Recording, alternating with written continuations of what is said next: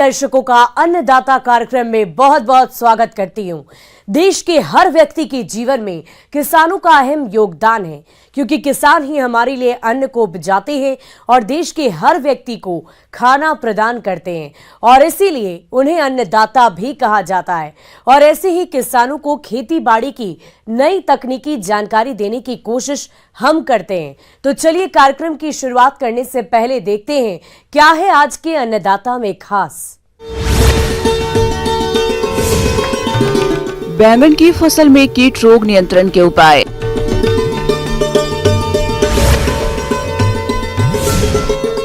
फूल और फलों के नर्सरी व्यवसाय से रांची के दोस्तों ने रचा इतिहास।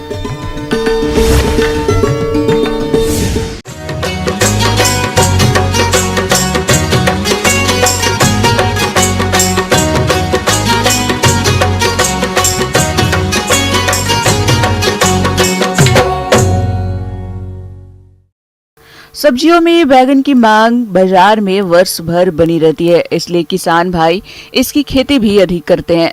लेकिन बहुत से किसान भाइयों को इस फसल से आशा के अनुरूप उपज नहीं मिल पाती है।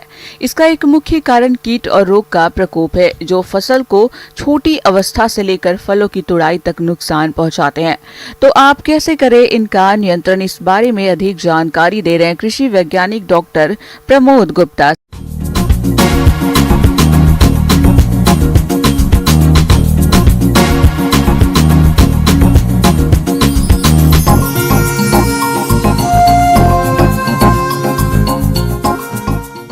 आज हम चर्चा करें आपसे बैंगन की फसल, जिसे हम एग प्लांट के नाम से भी जानते हैं। तो बैंगन में जो है बीज से लेकर उसकी कटाई तक दुनिया भर के कीड़े मकोड़े बीमारी जो है उसमें प्रकोप जो है होता है जो भी है, और लगभग कई बार देखा जैसे ही हमने फसल लगाई वैसे उसका प्रकोप हो जाता है।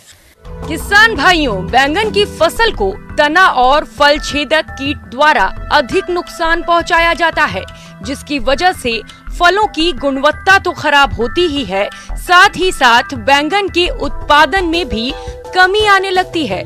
इसीलिए आप इनका समय रहते नियंत्रण करें। इसके बाद जैसे हमारा पौधा बड़ा होता है, जैसे बड़ा होता है तो हमने देखा पौधा जो भी है डालियां जो ऊपर की होती है जो है मुरझाने लगती हैं। कई बार हम सोचते हैं ये क्या हो गया, नीचे का पत्ता तो हरा है लेकिन ऊपर की डाली सूख गई। लेकिन जब आप उसको तोड़ के देखेंगे तो उसमें जो है जो तना छेदक इल्ली जो होती है उसमें जो अंडे देके उसमें लग जाती है और वो तना वो अलग हो जाता है। तो अगर आप उसको काट के वहाँ से अलग करके दूर जो है उसको गाड़ दें, जैसे ही फसल हमारी बड़ी होती है भटे की जो बैंगन की जो है, तो आप देखेंगे उसमें जो है कि फ्रूट का जैसे साइज आता है तो फ्रूट बोरर लग जाता है उसमें जो भी है। फ्रूट बोरर का अगर इन्फेक्शन आपको दिखे, हालांकि ये तो इल्ली जो है अंडे दे देती है, और हमेशा इस चीज़ का भी ध्यान रखें इल्ली अंडे कब देती है, जब अगर आपका मौसम खराब हो, थोड़ा सा बदली छाए, तब जी इसके फ्रूट बोरर की इल्लियाँ जो है मेटिंग करती हैं। मेटिंग करने के तत्काल पश्चात 1 घंटे पश्चात जो ही वो फ्लावर के पास जाके वो एग लेइंग करती हैं, लगभग 20 से 25 अंडे जाके वहाँ पे जो है अंडे दे देती हैं, और जैसे उससे फ्रूट निकलता है उसी समय उसकी छोटी सी इल्ली अंदर चली जाती है, हमको दिखाई नहीं देती है जो भी है। तो किसान भाइयों, जैसे ही मौसम का मिजाज बदले, प्रबंधन करने के लिए जो भी है जैविक जो है जो कीटनाशक हमने बताया जो भी आपको, बिवेरिया बैसियाना और मेटराइजियम एनासोप्लाई 20 से 25 ml प्रति पंप के हिसाब से आप जो है इसका उपचार कर सकते हैं जो भी है। अगर साथ में अगर आपको अच्छी ये नहीं मिल रहा है तब आप रासायनिक में जाएं, तो रासायनिक में आप स्पाइनोसैट दवा का आप उपयोग करें। 7 से 8 ml दवा का उपयोग आप जो है कर सकते हैं प्रति 10 लीटर पानी में जो भी है, या इमामेक्टिन बेंजोएट दवा। अगर समय पे आपने समय को देखते हुए आपने तो निश्चित रूप से 100% आपकी फसल जो है सुरक्षित रहेगी और जो है हम इसको बचा सकते हैं। किसान भाइयों, इसके अलावा बैंगन की फसल में कुछ रोगों का प्रकोप भी होता है, जिनके कारण फसल कमजोर होकर खराब होने लगती है और उत्पादन में भारी कमी होने से किसानों को आर्थिक हानि का सामना करना पड़ता है। तो आप किस तरह से करें रोगों की रोकथाम, इसकी जानकारी कुछ इस प्रकार से है। इसके बाद हम देखें आगे जाएं तो देखा जाए इसमें एस्कोकाइटा ब्लाइट, बहुत सारी एंथ्रेक्नोज हो गया, अल्टरनेरिया ब्लाइट हो गया, कार्बुलेरिया हो गया, पूरे चकत्ते बन जाते हैं पूरे फसलों में जो भी है, जो कि पूरी फसल को जो है नुकसान करते हैं जो भी है। तो इसके प्रबंधन के लिए कार्बेंडाजिम मैनकोजेब दवा बहुत ही जो है सस्ती दवा है। इसका उपयोग भी 20 से 25 ग्राम प्रति पंप के हिसाब से डाल के जो भी है इसका स्प्रे करेंगे तो कोई भी जो फफूंद जनित रोग जो बीमारियां हैं जो कि चकत्ते बन जाते हैं उससे प्रबंधन जो है किया जा सकता है। तो ये किसान भाई कीड़े की और बीमारियों की बात हो गई। और मैं चर्चा करूं जब ये कई बार जो है जैसे हमारी फसल में नुकसान होता है, जो लिटिल लीफ ऑफ ब्रिंजल की प्रॉब्लम होती है, पौधे सिकुड़ने लगते हैं, जो कि व्हाइट फ्लाई एक होती है, और साथ में जैविजिट भी होता है, और कई बार एफिड भी ये देखा गया है जो कि हमें नग्न आंखों से जो है नेकेड आई से हमको दिखाई नहीं देता है। अगर हम जब देखेंगे, जब हम पौधों को देखेंगे तब वो उड़ती हुई नजर आए, तब समझ में आता है जो भी है कि इसका जो ये लिटिल लीफ ऑफ ब्रिंजल होता है एक वायरस वेक्टर है जो कि व्हाइट फ्लाई से जो है फैलता है। एक मक्खी अगर जो है आपके खेत में नहीं है लेकिन हो सकता है आपके बाजू वाले खेत में रही हो, तो एक मक्खी उड़ के आएगी और आपके खेत में पौधे में एग लेइंग करेगी। कम से कम 250 से 300 अंडे देती है जो भी है, और वो 3 से 4 दिन में फूट जाते हैं और जैसे निकलते वो खाना शुरू कर देते हैं और वायरस से इन्फेक्टेड जो है क्या नाम से, और धीरे धीरे मल्टीप्लाई होती रहेगी जो भी है, और आपके पूरे जो है क्या नाम से खेत में फैल जाएगी ये बीमारी जो भी है। तो इसका प्रबंधन करने के लिए भी मैं चर्चा करूँ जो भी है लिटिल लीफ करिए जो भी है, कि सबसे पहले जो अगर ज़्यादा इन्फेक्टेड कोई पौधा तो उसको उखाड़ के बिल्कुल अलग कर दें, जला दें जो भी है, और साथ में नियर बाई एरिया में जो भी है आप जो है बढ़िया जो है अच्छा स्प्रे इमिडाक्लोरपिड का चाहे थायोमेथाक्साम का 8 से 10 ग्राम दवा प्रति पंप के हिसाब से आप जरूर निश्चित रूप से आप लोग जो भी वहाँ पे डालें जो भी है। और कोशिश करें ये जो है जब आपकी वहाँ पे ब्रिंजल की फसल अपने खेत में नहीं है तो आप देखें ये आश्रय लेती है जो आसपास के नींदा है जो भी है, तो नींदा का भी प्रबंधन जरूर निश्चित रूप से करें जो भी है। और आसपास के नींदा प्रबंधन के लिए जो भी है दवाई की तो मैं कोई चर्चा नहीं करूँगा, खासकर क्योंकि बैगन वाली फसल में बहुत ही सकुलेंट फसल होती, नहीं कर सकते। मैनुअल बीडिंग हाथ से जो है उखाड़ के आप लोग कर सकें तो बहुत ही अच्छा रहेगा जो भी है। हो सकता है निश्चित रूप से आपको इसमें से लाभ मिलेगा और आप अच्छी फसल का जो भी है वो कर सकेंगे, और लगभग 1 एकड़ में जो है 300 से 400 कुंटल बैंगन की जो है आराम से आप निकाल सकेंगे। धन्यवाद। किसान भाइयों, अब लेते हैं एक छोटा सा ब्रेक।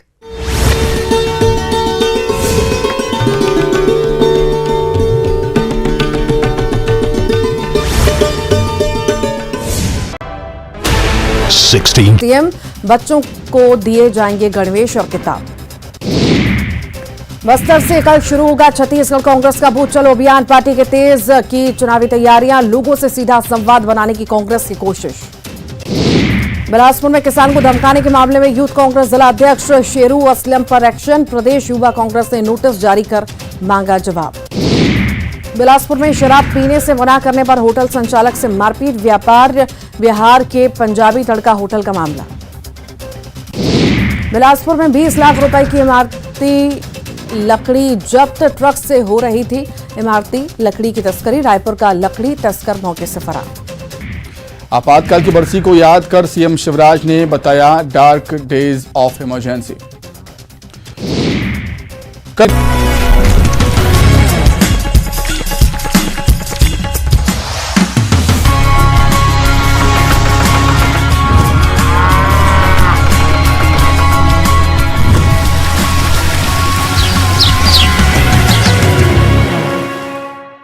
ब्रेक के बाद आप सभी दर्शकों का अन्नदाता में बहुत बहुत स्वागत है।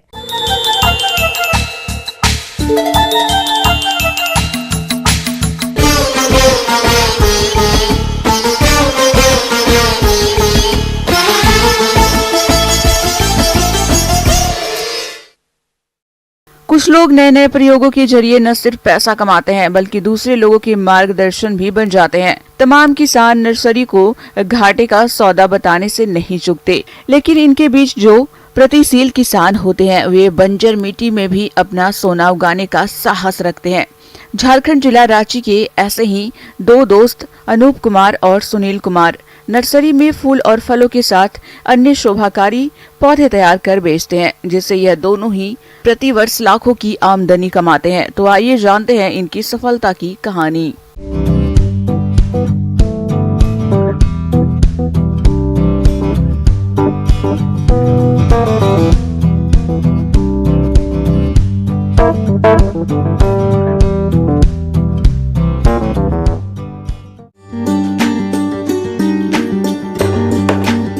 ग्रामीण युवाओं के स्वरोजगार हेतु फल फूल सब्जियों और अन्य वृक्षों के नए पौधे तैयार करके बेचना एक व्यवसाय का रूप लेता जा रहा है, जो बेहतर आमदनी कमाने का साधन साबित हो रहा है। इसी का सफल उदाहरण है रांची के दो दोस्तों की ये कहानी।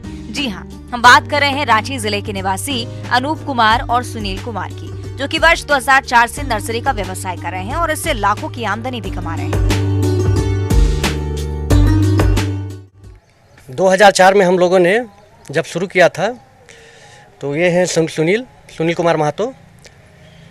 दोनों ने हम लोगों ने मिल के काम को शुरुआत किया और कैसे बढ़े इस तरह से रात दिन लगे हम लोग और इस तरह से बढ़ते बढ़ाएं इसको। बिजनेस को शुरू करने में शुरू में तो काफ़ी कठिनाइयाँ आई, लेकिन हम लोग फेस करते हुए धीरे धीरे इसको बढ़ाते गए। शुरू में हम लोग 4 स्टाफ से ये बिज़नेस को चालू किए। आगे जाके हमारे साथ स्टाफ और जुड़ते गए, काम बढ़ता गया और उस तरह से आज काम अभी हमारे पास में करीबन 60 से 70 स्टाफ काम करते हैं और काफ़ी अच्छा महसूस कर रहे हैं बिजनेस में और काफ़ी इम्प्रूव भी हो रहा है काम में। हमारा स्टेट काफ़ी पिछड़ा हुआ है और स्टेट के मुकाबले, जैसे गुजरात, महाराष्ट्र, आपका साउथ, काफ़ी हम लोग से आगे हैं और हम लोग चाहते हैं कि यहाँ के भी किसान जुड़े हम लोग के द्वारा, या तो फिर जो इंटरेस्ट रखते हैं इस प्रोफेशन में आएँ और कुछ अच्छा करें। हम लोग मार्गदर्शन के लिए तैयार हैं कि हम लोग यहाँ के लोगों को भी इस लाइन पे लाएं। किसान भाइयों, इन्होंने बताया कि छोटे स्तर से इस व्यवसाय की शुरुआत की। पहले केवल मौसमी पौधे ही तैयार करते थे और फिर जैसे जैसे इसमें सफलता मिली तो हर मौसम में नए पौधों की उपलब्धि बनी रहे। इसके लिए इन्होंने अपनी फार्म पर ग्रीन हाउस और पॉली हाउस को बनाया, जिसमें मौसम के अनुसार वातावरण में परिवर्तन कर नए पौधों को तैयार करते हैं। किसान भाइयों, इन्होंने बताया कि ये कई फूल और फलों के पौधों को बडिंग, कटिंग और ग्राफ्टिंग विधि से तैयार करते हैं। कई पौधों को बीजों द्वारा सीधे प्रोट्रे और पॉलिथीन बैग में बुवाई कर नए पौधे तैयार करते हैं।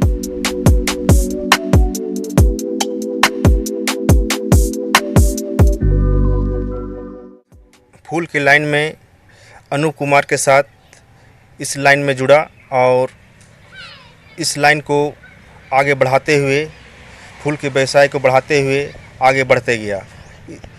इस लाइन में हम लोग 2004 से शुरुआत की और ये ऐसा हम लोग साथ मित्र तो है ही और आगे भी रहेंगे। इस लाइन को जोड़ते हुए आगे बढ़ते गए हम लोग। और शुरुआत में तो हम सीजनल से शुरुआत किया। Petunia, dianthus, salvia, gazania, verbena, aster, phlox, ये सारे सीजनल फ्लावर जो हम लोग शुरुआत के दौर में किए और अभी भी करते आते हैं। इसमें से सबसे ज़्यादा सेल होने वाले फ्लावर हैं पिटूनिया, डायंथस, साल्विया, भरबेना। ठंडे दिन में अच्छी तरह से खिलते हैं और बहुत ही मनमोहक होते हैं।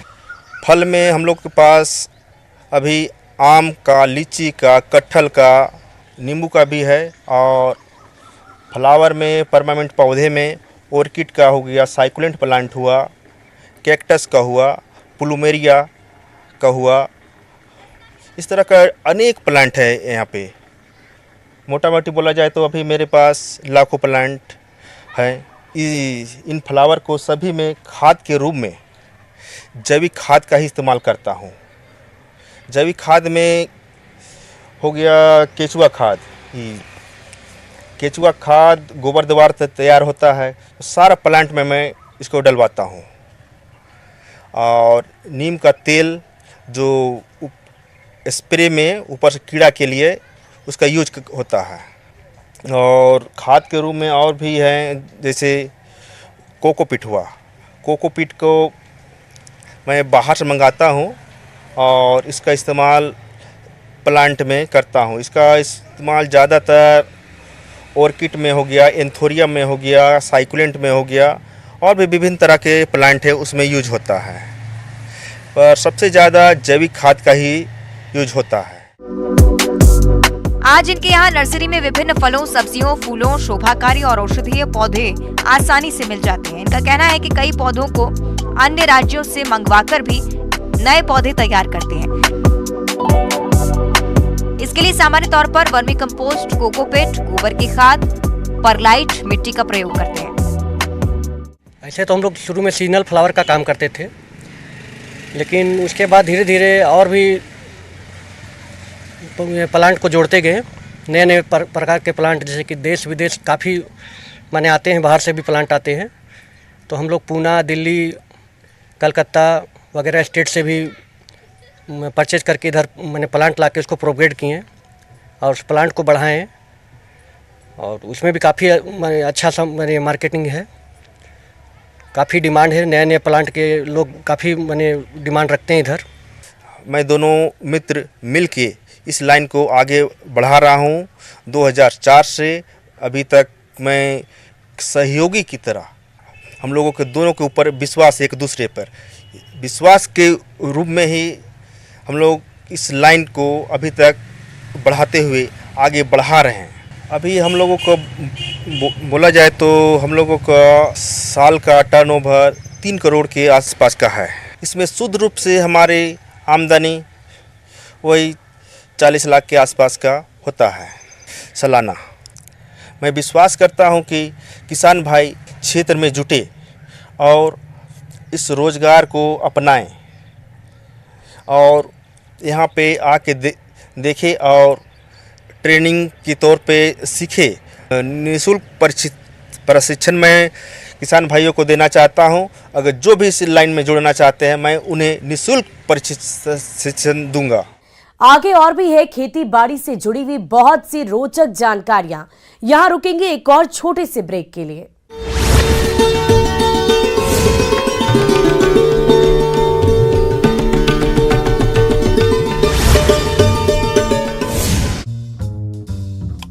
नड्डा आएंगे भोपाल, पीएम मोदी के दौरे की तैयारियों का लेंगे जायजा। वीडी शर्मा ने पीएम मोदी के दौरे को लेकर दी जानकारी। कहा 3000 बूथ कार्यकर्ताओं को संबोधित करेंगे पीएम। पीएम मोदी के शेड्यूल दौरे के दौरान दिखेगा ठेठ देहाती रंग। कांसे के बर्तन और महुआ के पत्तल में करेंगे भोजन। श्योपुर के बिचपुरी गांव में दबंगों ने मां बेटी को जमकर पीटा। सीताराम मंदिर के जमीन पर कब्जा को लेकर मारपीट। छत्तीसगढ़ में कल से शुरू होगा नया शैक्षणिक सत्र। जगदलपुर में आयोजित शाला प्रवेश उत्सव में शामिल होंगे सीएम। बच्चों को दिए जाएंगे गणवेश और किताब। बस्तर से कल शुरू होगा छत्तीसगढ़ कांग्रेस का बूथ चलो अभियान। पार्टी के तेज की चुनावी तैयारियां, लोगों से सीधा संवाद बनाने की कांग्रेस की कोशिश। बिलासपुर में किसान को धमका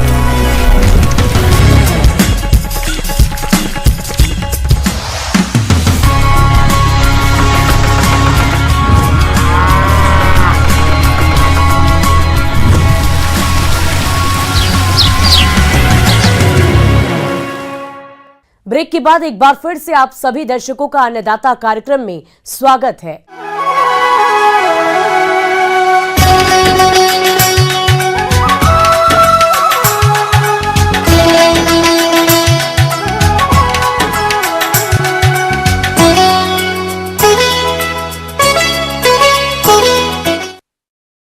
अदरक का मसाला वर्गीय फसलों में प्रमुख स्थान है और हमारे जो किसान भाई इसकी खेती करना चाहते हैं वह किसान अदरक की बुआई करके आने वाले समय में अच्छा लाभ प्राप्त कर सकते हैं।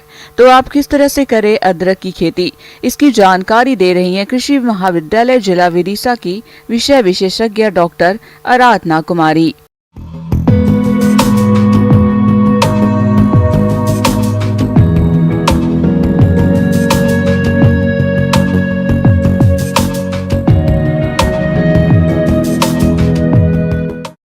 जैसा कि आपको विदित है कि अभी खेती किसानी के समय में बहुत सारे अलग अलग तरह के फसलें लगाई जा रही हैं। आज सोचा है कि अदरक के बारे में उसको कैसे लगाएं, इसके लिए मैं आपको सलाह देना चाहती हूँ। किस्मों के रूप में आप IISR, वर्दा, सुप्रभा, सुरुचि, सुरभि, हिमगिरी, महिमा, रजाता, इन सबको ले सकते हैं। कुछ लोग जो स्थानीय स्तर पर कल्टीवार मिलते हैं उनको भी लगाते हैं। उसमें रियो डी जेनेरो कल्टीवार अच्छा माना जाता है। अदरक की खेती के लिए बलुई दोमट मिट्टी जिसमें अधिक मात्रा में जीवांश और कार्बनिक पदार्थ की मात्रा हो वो भूमि सबसे अधिक उपयुक्त होती है। मृदा का pH मान 5.6 से 6.5 अच्छा रहता है। जल निकास की उचित व्यवस्था होनी चाहिए। उसके बाद भूमि की तैयारी के बारे में हम बात करेंगे। अच्छी जुताई बहुत जरूरी है। मिट्टी जो है हमारी अच्छी भुरभुरी होनी चाहिए, क्योंकि आपको पता है कि ये एक कंद फसल है और ये जमीन के नीचे ही जाती है, तो मिट्टी जितनी अच्छी भुरभुरी रहेगी इसका आकार उतना अच्छा बढ़ेगा और आपका उत्पादन उतना अच्छा होगा। तो आपको इसका विशेष ध्यान रखना है, मिट्टी को भुरभुरी करनी है, अच्छे से जुताई कर दें। उसके बाद अगर हम लोग खाद और उर्वरक की बात करें तो खाद और उर्वरक जैसे कि 20 से 25 टन पर हेक्टेयर जो अच्छी गोबर की सड़ी हुई खाद रहती है वो देना आवश्यक होता है, क्योंकि ये मिट्टी में जल धारण करने की क्षमता को अच्छा बनाती है। उसके अलावा अगर हम नत्रजन, फास्फोरस और पोटास की बात करें तो 75 किलोग्राम नत्रजन, 50 किलोग्राम P2O5 और 50 किलोग्राम K2 इसको डालना आवश्यक है। आजकल देखा जा रहा है कि जिंक की कमी मिट्टी में पाई जा रही है, तो जिंक की कमी को दूर करने के लिए जरूरी है कि आप 6 किलोग्राम जिंक पर हेक्टेयर उसका प्रयोग जरूर करें। बुआई की बात करें तो जो हम लोग कंद लगाते हैं वो 2.52 मतलब 2.5 से 5 सेंटीमीटर तक उसकी लंबाई होनी चाहिए और 20 से 25 ग्राम तक का जो टुकड़ा रहता है वो अच्छा उत्पादन के लिए बहुत अच्छा होता है। अदरक के बीज प्रकंद मध्यम आकार के, जिनका भार 20 से 25 ग्राम और 2 से 3 आंखों वाले कंदों का चुनाव करना चाहिए। बीज प्रकंद स्वस्थ, बीमारी व कीट रहित होनी चाहिए। प्रति हेक्टेयर 18 से 20 कुंतल कंद की जरूरत होती है। आपको पता है कि बच्चों के लिए टीकाकरण करते हैं, उसी तरीके से फसलों में भी टीकाकरण बहुत ही आवश्यक है, इसलिए आप सीड ट्रीटमेंट जरूर करें, बीजों के लिए ट्रीटमेंट करें। कंदों को मैंकोजेब 2.5 ग्राम प्रति लीटर पानी की घोल में या रिडोमिल 2 से 2.5 ग्राम प्रति लीटर पानी की दर से घोल बनाकर आधा घंटे तक उपचारित करें। उसके बाद छाया में सुखाकर कंदों की रोपाई करें। ज्यादातर जो हम लोग खेती करते हैं वो रेज्ड बेड प्लांटेशन पे करते हैं, मतलब हम लोग समतल जमीन पे ना करके इसके मेड़ बना देते हैं और उन मेड़ों पे इसकी खेती करते हैं। तो 2 मेड़ों के बीच की दूरी जो होती है वो हम कोशिश करते हैं कि 50 सेंटीमीटर के आसपास रखें, और पौधे से पौधे की दूरी जो होती है, जो मेड़ों पे होती है, वो हम 20 से 25 सेंटीमीटर रखते हैं। इस फसल में झपनी करना बहुत जरूरी है, यानी कि ढकना, पत्तों से फसल को ढकना बहुत ही आवश्यक है। उसको हम लोग क्या करते हैं कि बुआई के जस्ट तुरंत बाद 10 से 12 टन पत्ते हैं पर हेक्टेयर, उनका प्रयोग करके जो हमारे मेड़ हैं उनको ढक देना चाहिए, क्योंकि ये थोड़ा छाया को चाहने वाला फसल है और डायरेक्ट धूप पड़ती है तो इससे इसकी क्वालिटी खराब हो सकती है, तो इसको जरूर ढकें। और एक और बात ध्यान देने की ज़रूरत है कि खरपतवार की समस्या आती रहती है, और वो जो खरपतवार होते हैं वो हमारे जो मुख्य फसल है उसके साथ कंपटीशन करते हैं, जिसके कारण उसको उसकी जो क्वालिटी होती है वो भी घट जाती है और उनको कम न्यूट्रिशन मिलता है, कम पोषक तत्व मिलता है। तो इसके लिए निराई गुड़ाई करनी पड़ती है। तो जो निराई गुड़ाई करते हैं वो हम लोग 40 से 90 दिनों के बीच जरूर कर लें। अगर आप इसके बाद करते तो आपकी उत्पादकता घट जाएगी। मिश्रित फसल का आजकल बहुत ज़्यादा बात की जाती है, क्योंकि कभी कभी होता है कि पर्यावरण की मार हमारे किसान भाइयों को देखने को मिलती है और फसलों पर पड़ती है। तो उस समय ये ज़रूरी है कि आप 2-4 फसलों को एक साथ लगाएं, ताकि किसी पे अगर पैदावार घटे तो दूसरे पे तो वो बनाए रखें। तो इसके साथ साथ हम लोग जो मिक्स फार्मिंग, जो मिश्रित खेती होती है वो करते हैं। टमाटर, मिर्च, बैगन इत्यादि का हम लोग इसके साथ कल्टीवेशन करते हैं, इसको उगाते हैं अदरक के साथ साथ। तो किसान भाइयों, अगर आप इन सारी चीज़ों का प्रयोग करते हैं, इन सारी तकनीकी बातों का ध्यान रखते हैं, तो मुझे पूर्ण विश्वास है कि आप इसकी खेती अच्छे से कर सकते हैं और अच्छी आय ले सकते हैं। धन्यवाद।